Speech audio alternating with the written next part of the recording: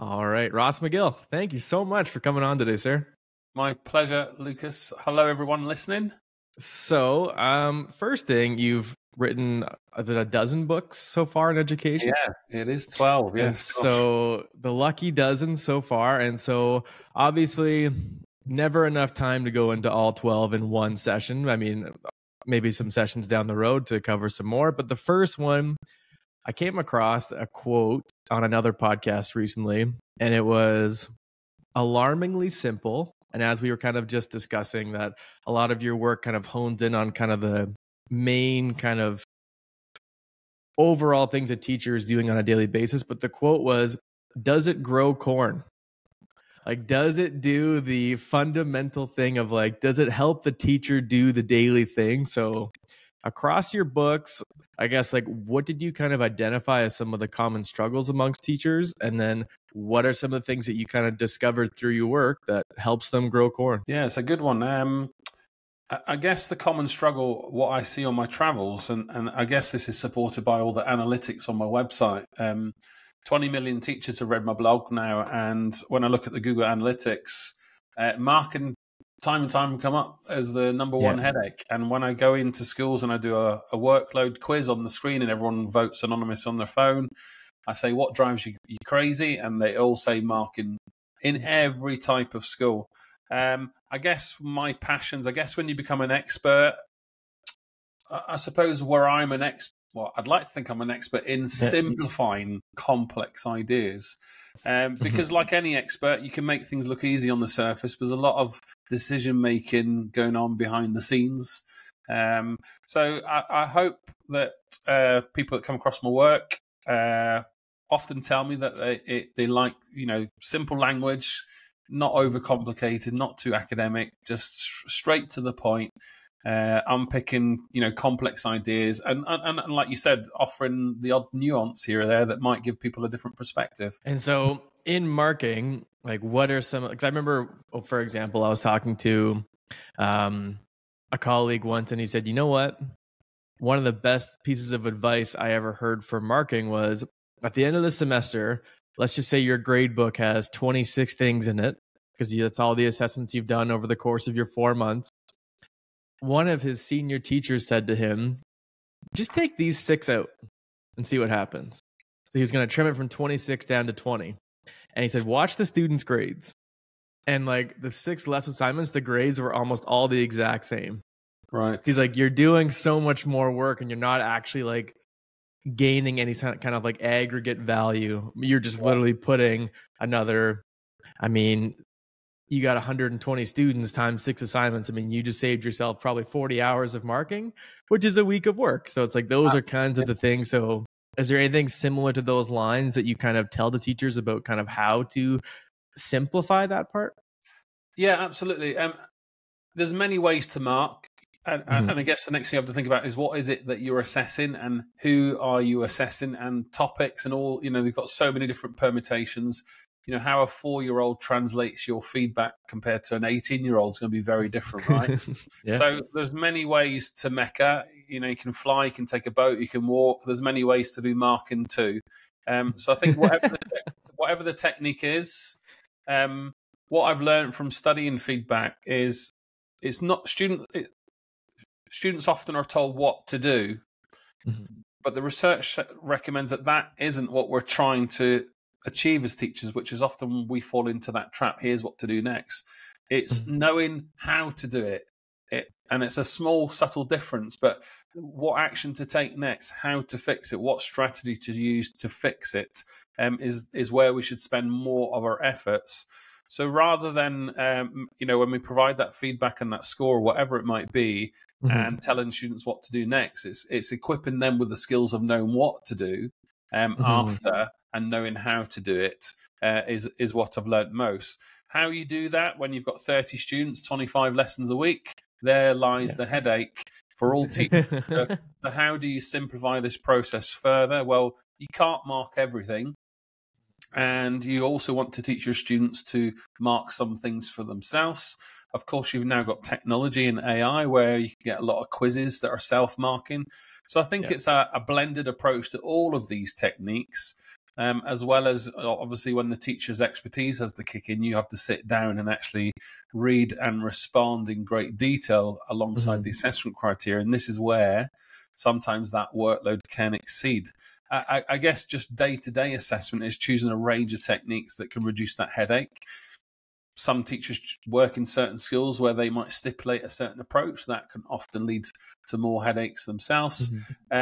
We've got the examination system at a greater level. So I'm not necessarily talking about that summative aspect. I'm talking about the decisions you choose to make in your schools and in your classrooms that are the issues that teachers get wound up and fixated with through no fault of their own, just the burden of lots of kids or what the school or college decides the approach should be like so that students can respond. I guess one last point would be a lot of school leaders and principals try to chase consistency.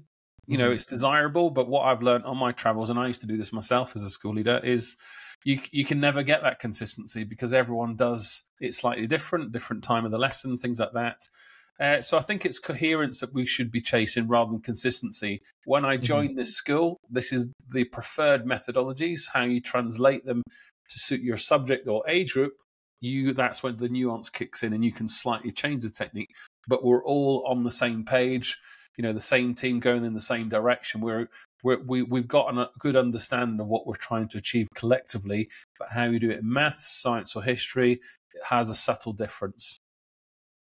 Absolutely. And even as you're kind of saying that, I've kind of moved away from just asking everyone their thoughts on the teacher shortage and recruitment. But do you think it's almost at a time when there is so much more available, like AI markers and like even Google form quizzes I would often use that are like self-marking? Do you think, like, are you hearing the complaint of marking less and less even with these tools? Like, is that still contributing to a lot of the issues? Or I feel like a lot of it has been solved in the kind of the smaller mundane part, but what are your thoughts on that? I still hear the same headaches. I mean, I guess AI is still developing, right? And we've still got to teach the AI how to respond to various assessment rubrics. Then we've got the headache of, do we trust it? How are we confident that it's not adding in any bias? And I guess what will we use the AI to report back on, whether it's a detailed script or just a simple score? I think we're some way off that, but I wouldn't rule out that we're not too far away. But you know, if we think about the pandemic, how we all thought there might be a kind of global reset on the exam system, we've all defaulted back to what we've always ever done. So whether there's some merit in you know, having students sit in an exam hall and complete an exam paper away from a computer is one sure way to assure there's a level playing field and there's no cheating going on with that AI technology. Two, how this ripples through into the classrooms, I guess another conversation about how you can use these tools to improve marking. But, you know, last 2 years, you know, every school I go to, I'm surveying teacher workload. Marking for the last 2 years, despite AI, is still the number one headache. So it's I guess an interesting question. Has AI, you know, supported or hindered the kind of process? I think the jury's out on that one, actually. That's a good question. Well, because even like I've noticed a lot of the teachers that I would come across, there's almost like a weird guilt associated with using some of the AI things. Because it's like, no, like that's my responsibility. I should be the one that's doing all this like in the trenches work. But it's like, no, like it's okay to use this. Like you don't have to justify it. You know, I've used technology in my classroom for 15 years. The technology can tell you so much, but you'll still need to spend some mental effort translating what it says to then provide that individual assessment back to your student. That's always going to be a headache, even in and out of the class. It's going to consume some of your time. So yes, we can reduce the laborious manual labor of lesson planning and marking.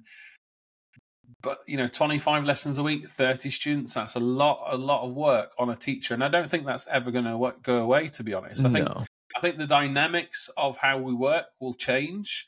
You know, traditional paper lesson planning, I used to have to hand design every single worksheet before I went to the photocopier and printed off 30, or I'd write on an acetate sheet and keep that acetate for 4 or 5 years while I repeated the work. You know, that effort's always there in another guise now.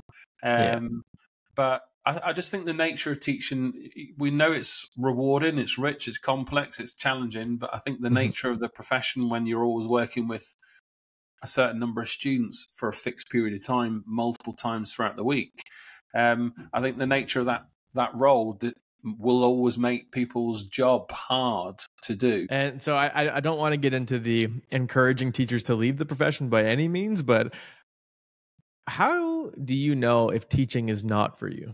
Like, how often are you kind of asked that question? Like, how would you advise someone to like carry out that individual reflection? Yeah, that's a good question. I mean, I always say life gets in the way. You know, your circumstances change over time. You know, whether you get a mortgage, get a kid, so you have to have a secure career, earn more to kind of cover all your overheads, so to speak. Some of that can become challenging. Your circumstances can change at home, and that can also impact on your career. We've also got the dialogue of mental health. You know, something we never spoke about 10 years ago. Over here in England, you would find no academic research on teacher mental health whatsoever. So when I started to find some things, I was really excited. But again, that phrase mental health, it was never, ever used. At least today, with mental health and flexible working, there are things in place where schools and individuals can start to consider a more holistic approach to teaching, and not just being, you know, working to live right, instead of the opposite. You have a life, and teaching just happens to be what you do. I guess that self-assessment check for individuals would be, you know, your health is always a good giveaway. You know, you're not sleeping, you're stressed, you're not looking forward to turning up for work. You know, if you can't get the basics right, I think it's hard for teachers. You know, just getting your 5 a day, a bottle of water on your desk during the day. You know, it really sounds simple, but a lot of us take it for granted. But how often do you get a chance to go to the toilet during the day when you're a teacher? And when you're a principal, when you've got people coming in and out your door all day, when do you get to go to the toilet?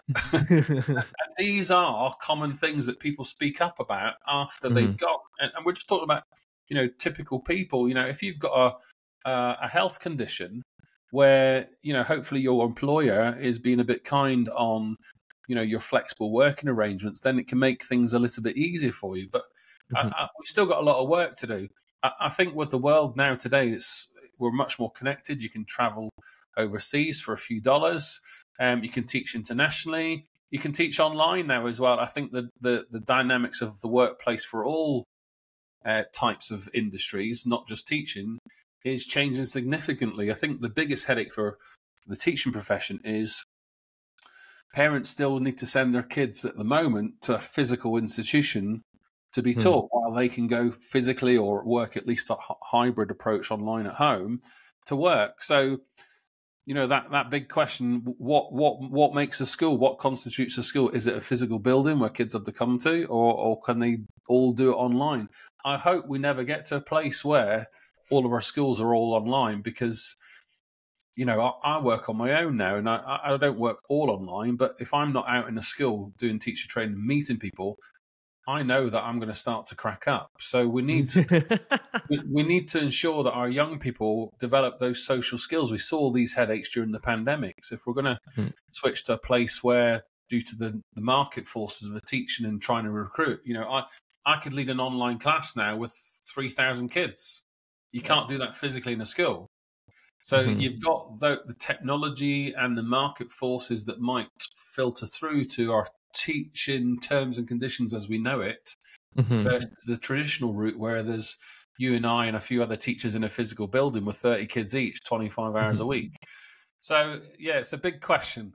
Well, and I think even what you said about, like, you feel like you kind of start to lose your mind a bit if you're not getting out of your house and doing a bit more. Because I'm, even myself this year, I've transitioned into a bit of a different role in my school, where I'm it's like a different branch of like a resource team kind of thing. Like, I'm not necessarily with special education students, but I'm like a tier 2 teacher for academic support. but I'm not in a, like, I don't have my own classroom every day with my 5 periods, and I'm doing like pullout work, and I'm doing like, I'm in everyone else's classroom, which has been super cool. But Yeah. sometimes, like, I was just doing testing for a full month, and I was just like, I'm gonna lose my mind. Like, if I go in every day and I'm just doing like the same reading test, like, there's something about that, like the positive chaos of those 35 students sometimes in your class that are Yeah. just like, you have those fun conversations and you get to it. It's like, that's kind of the part that I think keeps you in the profession. And I think that's, again, I think if you don't enjoy that and you're like, no, I want to sit at my desk and just do some coding all day, then you kind of know, okay, maybe this isn't for The me. challenge is always, people that have lived the life as a teacher know it's incredibly exhausting. And Yeah.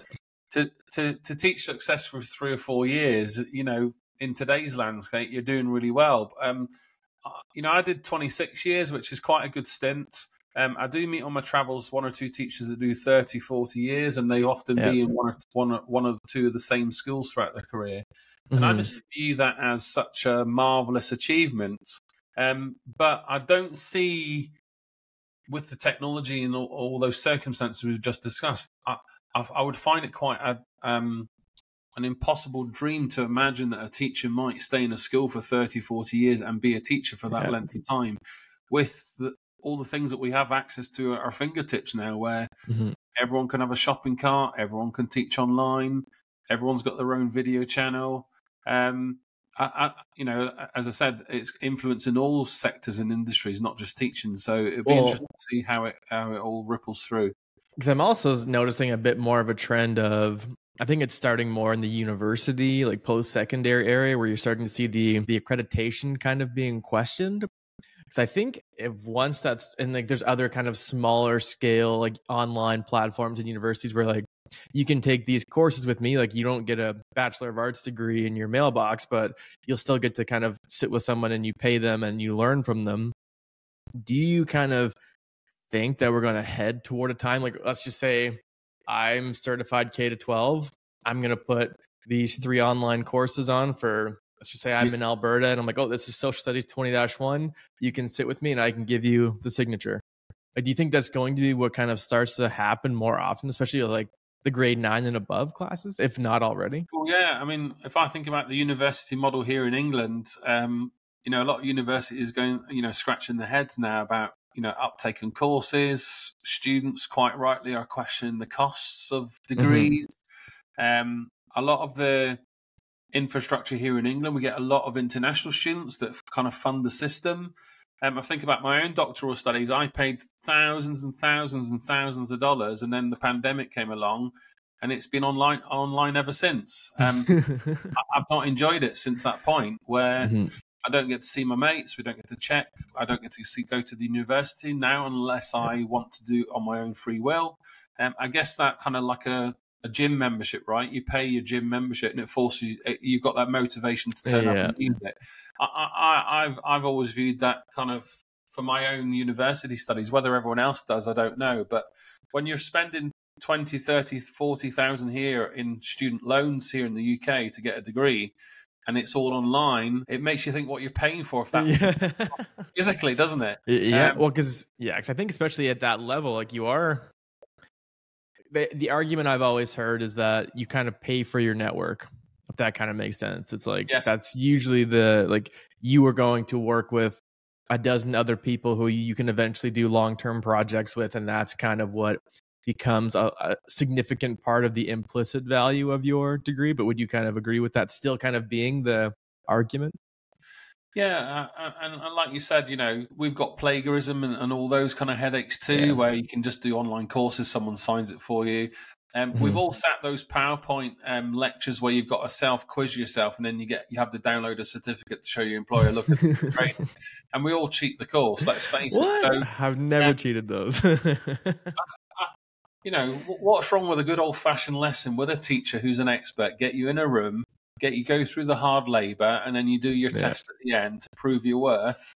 It might not be as efficient as it is in today's society, but it's certainly, I'm sure it's not without its flaws and bias and things like that. But I would like to think for teachers, it'd be most of our preferred approaches about teaching kids, right? And get them in the classroom, develop some social skills, teach them knowledge, test them along the way, and give them perhaps, better value for money. Yeah, absolutely. And especially like, I think even myself kind of teaching in the middle of COVID is kind of when I was getting into it. And then now about 4 years later, I think that's kind of how far removed we are. Seeing the wider range of behaviors, I guess, is one way of saying it, of especially in a middle school where I'm at right now. Yeah.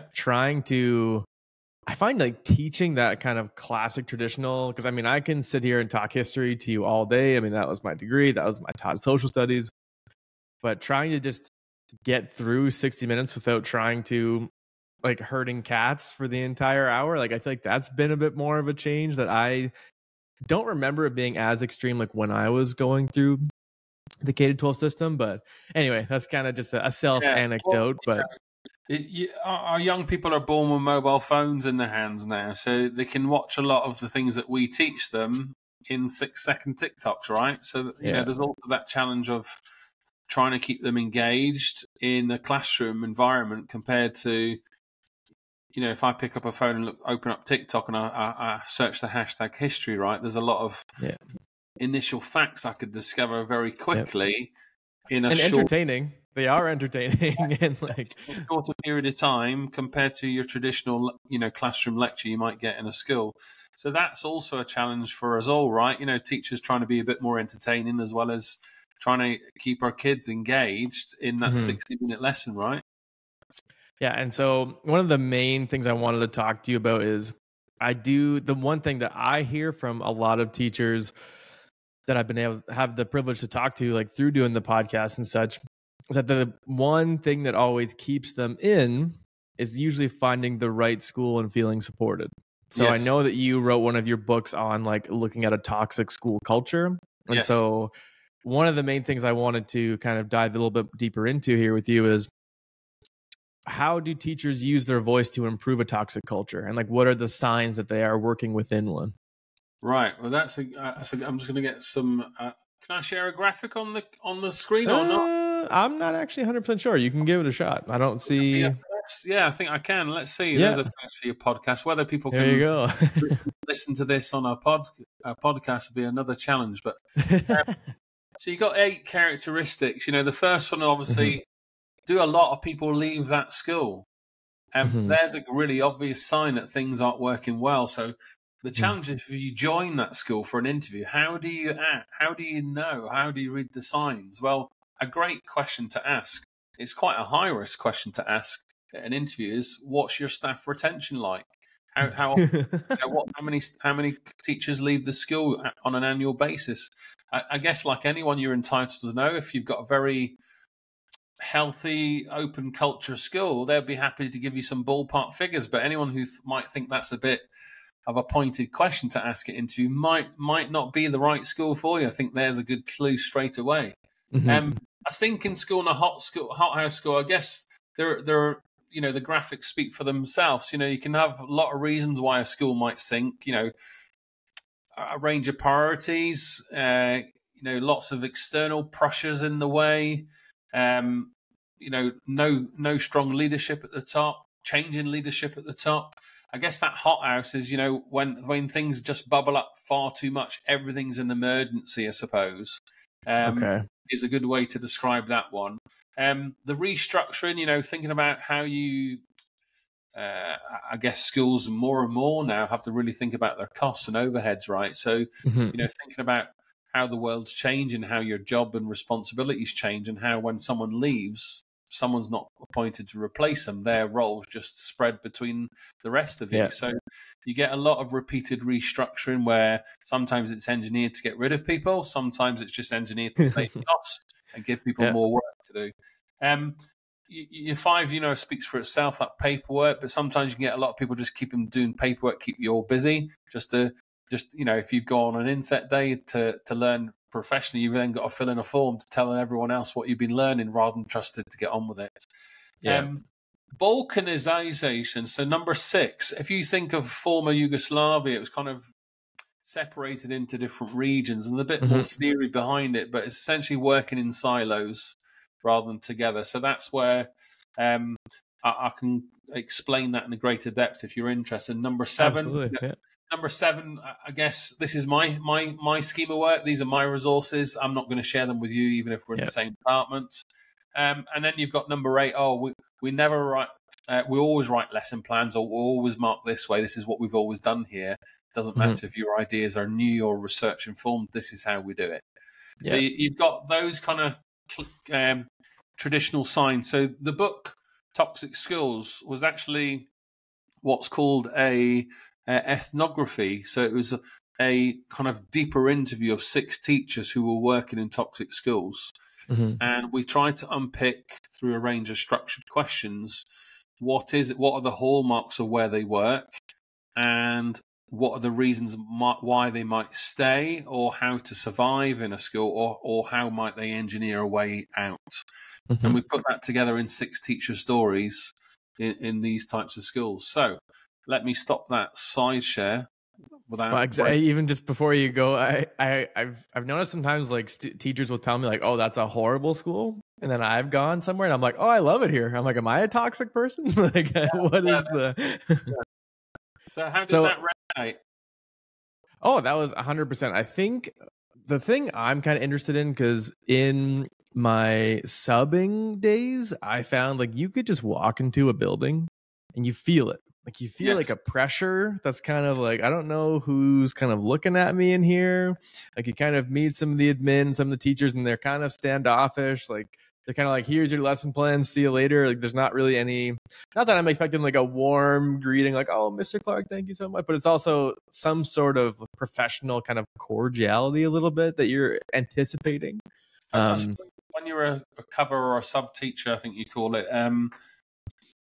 your role's different, and people perceive you in that role too. And I guess often it's you're a one person kind of fleeting in and out for a day, and we'll never see you again. So we won't reflect our emotions or mental effort in making you feel welcome, giving you a very good induction experience in the first 20 minutes of the day. You know, a map, a set of keys. Here's your nearest toilet.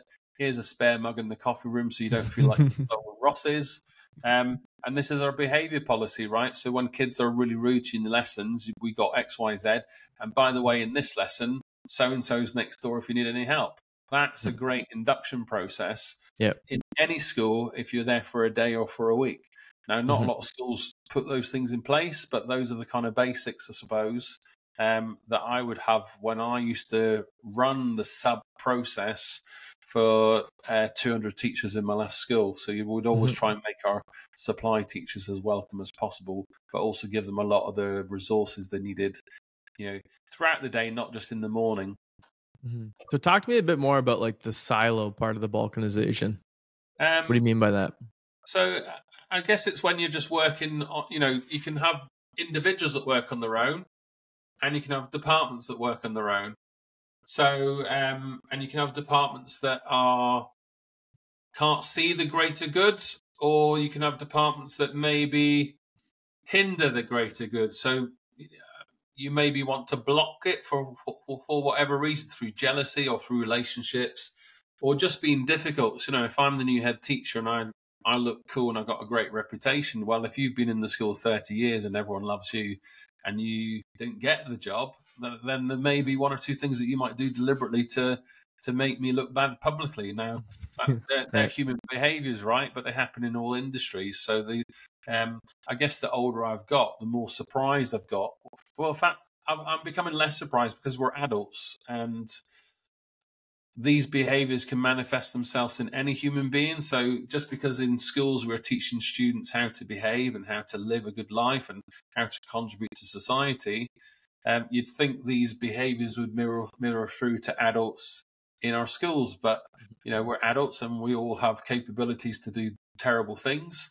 So you can see how it's quite an interesting dichotomy that in an industry where we are trying to teach good of our young people, you know, not just knowledge, but skills and getting on with one another, that sometimes in our profession, we have one or two people that do the complete opposite. And so let's just say you've been that teacher at the school for 20 years. And like, how do you know if you've only been at one school kind of your whole career, how do you know if you're actually in a healthy school environment? Like what are you Well, looking for?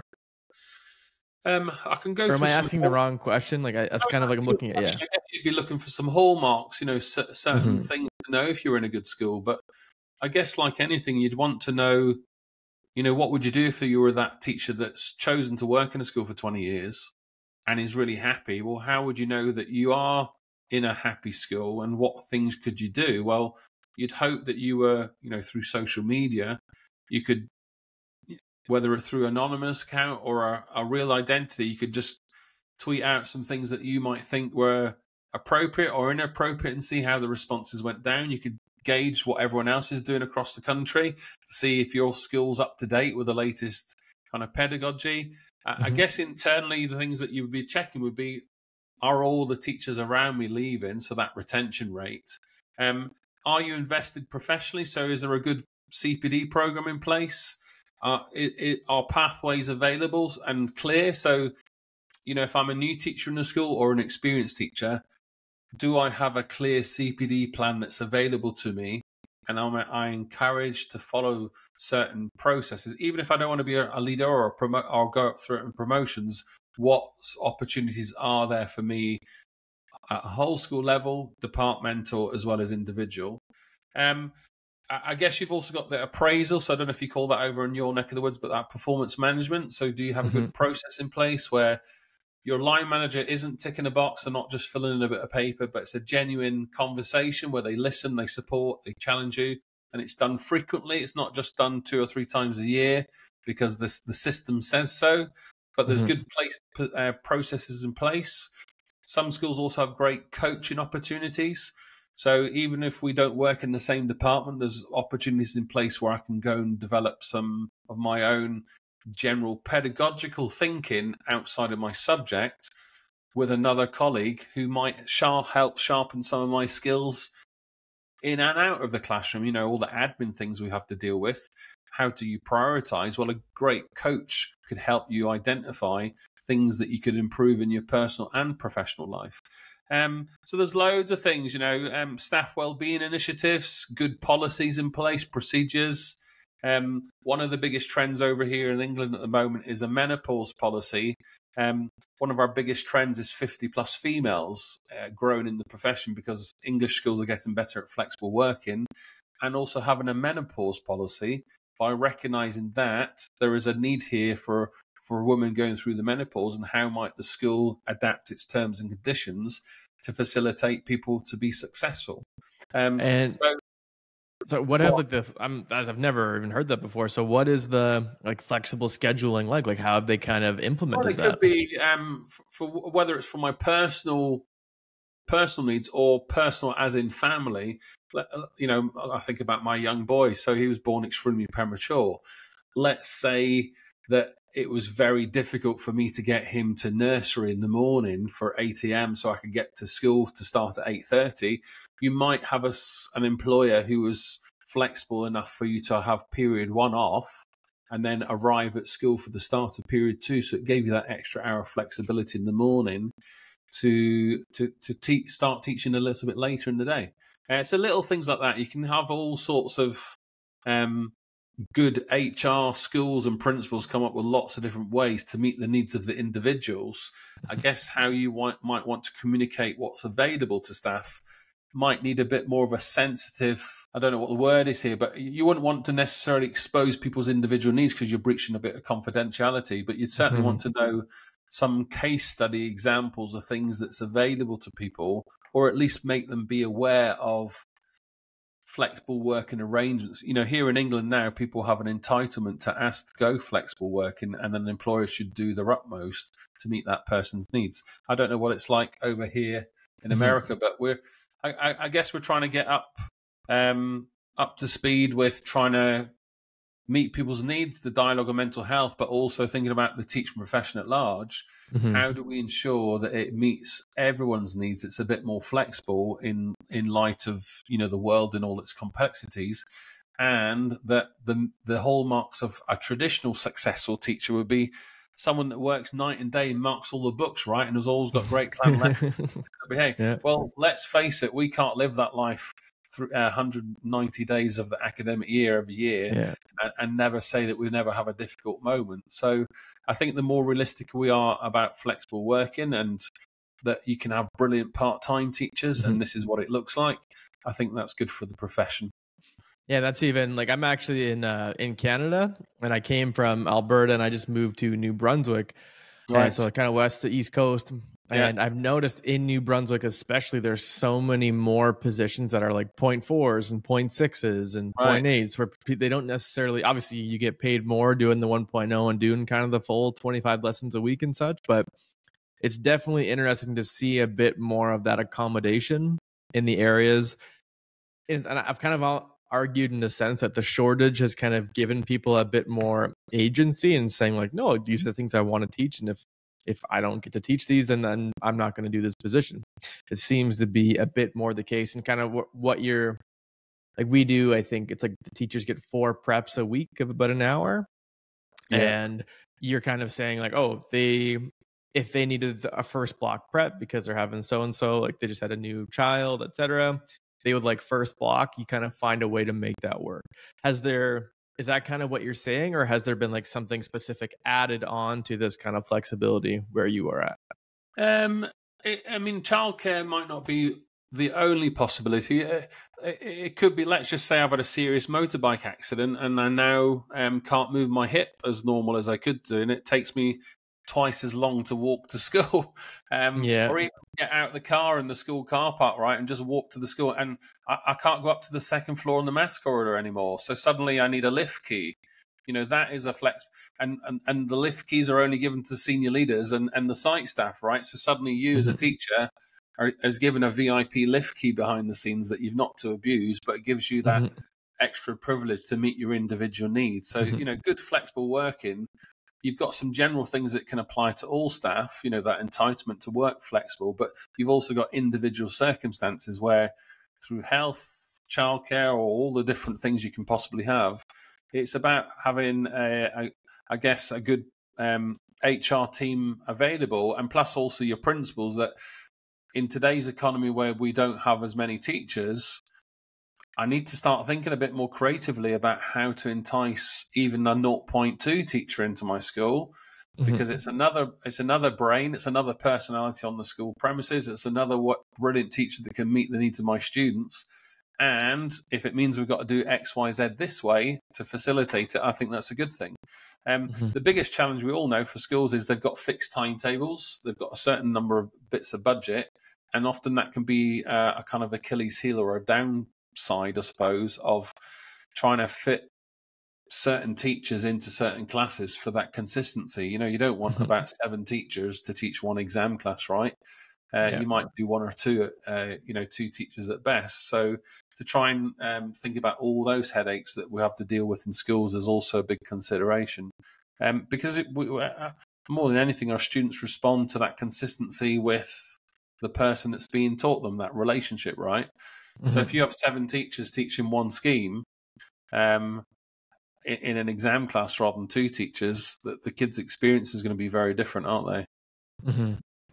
And something else that you've written about, so yeah, and to kind of like wrap up the kind of toxic culture, I do think in what you are saying and in kind of how the culture is responding to an extent is there shouldn't just be this assumed role of what teachers will do in and out of the classroom and then just kind of put them into a box and schedule them. There seems to be a bit more of an initiative to try to find a way to bring out the individuality and actually consider the person, not just the role. Would that be kind of accurate in what you're saying? Yeah, I mean, great schools always consider the needs of their students, the needs of the community, and of course the needs of the staff. But that's always ever changing. In fact, they're all changing because your community changes, so does your student intake, and every year you've got new members of staff. So what any leadership team has to do is establish the school's culture and ethos, its values, and once those things are in place and clear, they don't just sit there, right, and stay on a wall. You have to live and breathe them and regularly revisit them and help new people to the institution buy into that culture. I guess what that looks like, if you're I guess, an early years teacher with just 100 pupils to, a big FE college with 4,000 or 5,000 students and, probably 300 or 400 or 500 staff. That's much harder to achieve. So, good organizations always revisit their priorities, their values. They have everyone taking part in those things. I think that's also a great hallmark to avoid being a toxic school culture, because you've got everyone having a say in the vision and values, the terminology used, and I guess also what that looks like in practice. So, it's a hard one to crack, the culture and values, but it's an important one. Have you given much thought to like what role can students play in kind of seeing if they're in a school that has a toxic culture and things that they can do to like remedy just from a student perspective? Well, keeping it at a student level, I suppose you've got your usual ones like bullying and all those kind of issues that are important to them. So you're going to have a student voice committee where you might have individual classes that filter up into a kind of an immediate committee. Then there might be a more strategic committee that once a term meets with the school or college leadership team and filters through some of those kind of messages and conversations. You can have all your online tech. So you might have student surveys that are conducted once a term. So that allows the school community to see the data. My advice would be to ask the same questions all the time, so you can mirror the changes in the data. Then you've got all the pastoral things that happen across the school and college. So, all your kind of clubs that happen before school, during lunch, after school, those things that make a difference to students' participation in their school beyond the academic studies. Those things always help. So these things are always helping reduce those headaches such as bullying and that toxicity. The biggest headache all schools, I think, face at the moment is the technology, not just the AI, but you've got a lot of young people with devices in their pockets, very powerful computers. So I can very quickly take a video of you in the lesson and circulate it, and then the next thing it's on the news. So my preference would be yes, technology, but under a certain condition. Otherwise, it would be for me a total ban, out of sight, out of mind, and that might not be everyone's approach. But when you're dealing, again, who are we talking about? 4-year-olds, 15-year-olds, or 18-year-olds that are doing their own university degree. So everyone's got a way of doing things. How we, I guess, make students feel safe and part of the community is quite a big thing that we do. That we often, we don't take it for granted as teachers, but certainly the outside world, who don't necessarily measure those things we do by exam results, do not understand the importance of, for example, here's the behavior policy, here's the uniform policy. If these things aren't put in place, then we have total chaos to deal with back at school, while parents are at work and wonder why Ross has been excluded again because he's in the wrong uniform or he's got his phone out in class. So these things are essential to the kind of successful running of a day-to-day school. And so just to kind of bring us, so we're kind of getting near the end of our time here, is I have 2 quotes that I kind of introduce to every guest that I have on. And yes. I find whenever a presenter kind of puts cheesy quotes on the board, I cringe a little bit too, but I don't mean for these to be cringy by any means. But the first one is, do not let school get in the way of your education. Right. So for you, what are some of the things, like the characteristics and qualities that maybe you've sort of embodied to kind of put yourself in a position of leadership, or things that you've learned outside of your kind of academic, like where you're kind of working with your mates and your doctorate that are kind of outside of the academic realm? Like, what are some of the things that you would touch on for that? That's a really good question. I guess we're talking about resilience here, right? And fairly. So I always find it quite tricky to explain, how do you teach kids resilience if they haven't gone through something that is resilient, where you've had to learn through adversity, something that's been a bit traumatic in your life. And how do you bounce back? And I wouldn't know how to articulate that very well. I guess we were also reliant on a lot of our background circumstances. So, have I got a roof over my head? Am I well fed? And have I got some books in my house? And, many, many other things that will allow me to fall back on some resources that I need during periods of adversity. I guess if I could try and answer some of the things that I might have done as a child and later on as an adult, I always used to do my homework on the day I got it. I was a proper geek. I was a very shy child, but I just wanted to enjoy my evenings. As soon as I got home, while I was still in school uniform, I did it there and then, half an hour tops, and then the rest of the night was mine. And I did the same thing for homework. I had my uniform out the night before. That's just the etiquette that I was taught by my parents.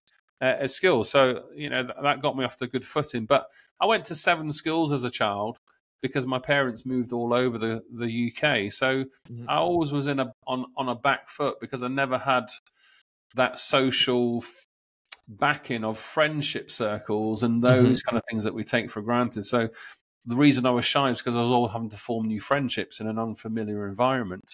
As an adult, I guess that put me in a better step. So when I went to university to train to be a teacher, I was still quite shy, but I was comfortable making new friends because that's what I'd always known.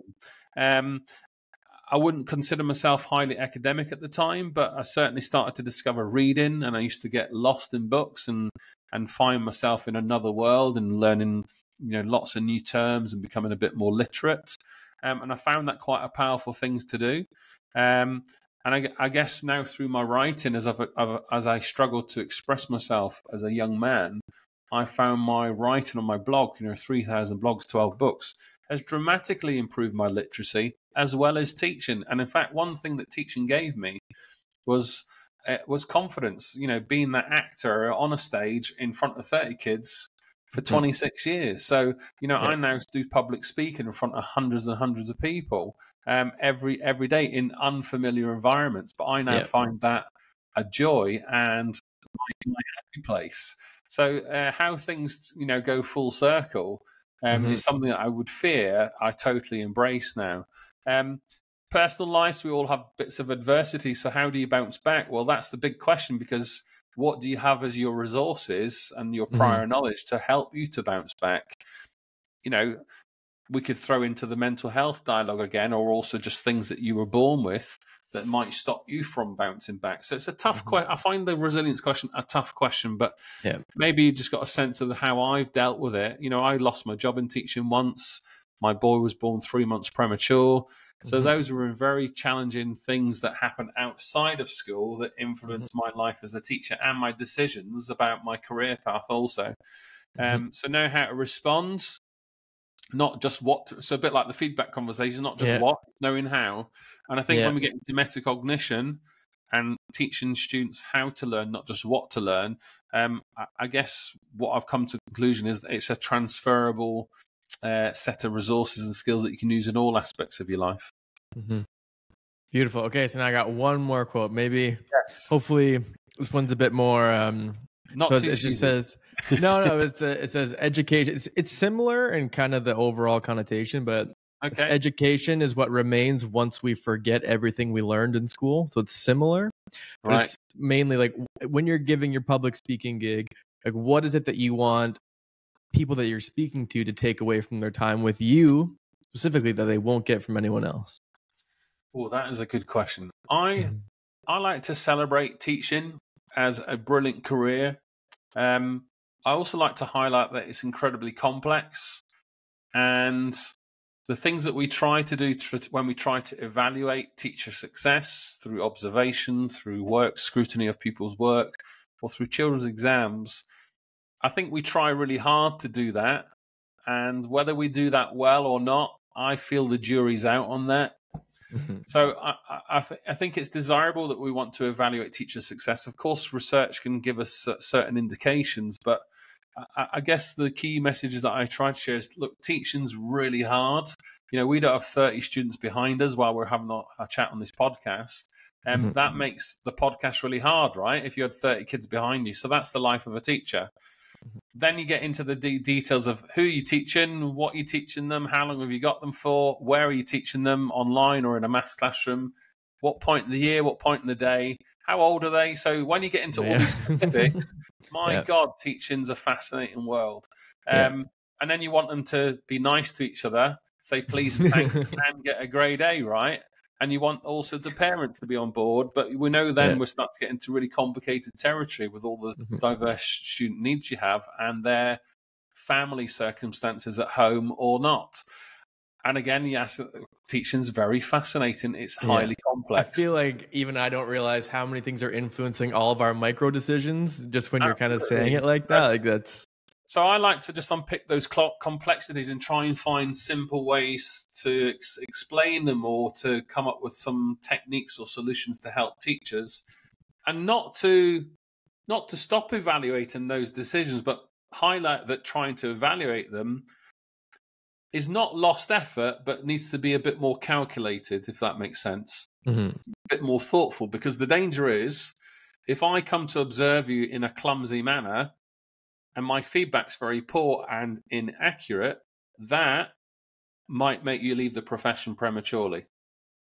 And that's where we get into the details of toxic schools again. And that's what we want to avoid in a period of time where we need more teachers than we've ever needed before, globally, not just in your own country.